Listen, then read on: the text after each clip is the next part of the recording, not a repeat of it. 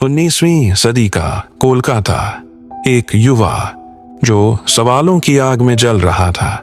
उसका नाम था नरेंद्र नाथ। आगे चलकर यही युवा बने स्वामी विवेकानंद। बचपन से ही नरेंद्र में एक अलग ही बेचैनी थी। पढ़ाई में तेज, तर्क में निपुण, लेकिन एक सवाल बार बार आता था, क्या तुमने ईश्वर को देखा है? गुरु, महात्मा, पंडित सबके पास गए, सब मौन हो जाते। उत्तर नहीं था, केवल उपदेश थे। लेकिन नरेंद्र को चाहिए था अनुभव, यानी साक्षात्कार। और फिर एक दिन बेलूर मठ के पास वह मिले एक साधु से, रामकृष्ण परमहंस। नरेंद्र ने वही सवाल दोहराया, क्या आपने ईश्वर को देखा है?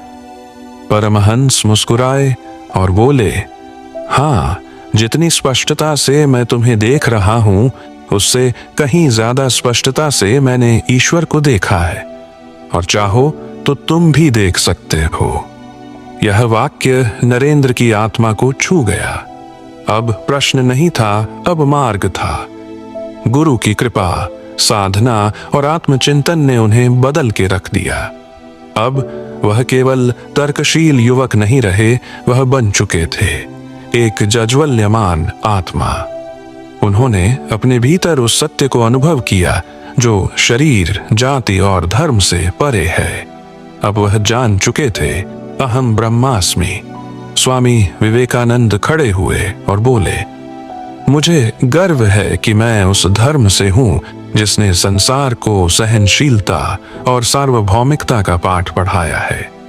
उनके शब्दों में आत्मा बोल रही थी, एक आत्मज्ञानी की आवाज जिसने खुद को जाना था और अब दुनिया को जगा रहा था। स्वामी विवेकानंद का जीवन केवल उनका नहीं था, वो एक चिंगारी थे जो आज भी करोड़ों दिलों में रोशनी फैला रही है। उठो, जागो और तब तक मत रुको जब तक लक्ष्य की प्राप्ति न हो जाए। यही था उनका संदेश, यही थी उनकी साधना। यह कोई कहानी नहीं, एक पवित्र आत्मा की यात्रा है जो एक सवाल से शुरू हुई और संसार के कल्याण में समा गई।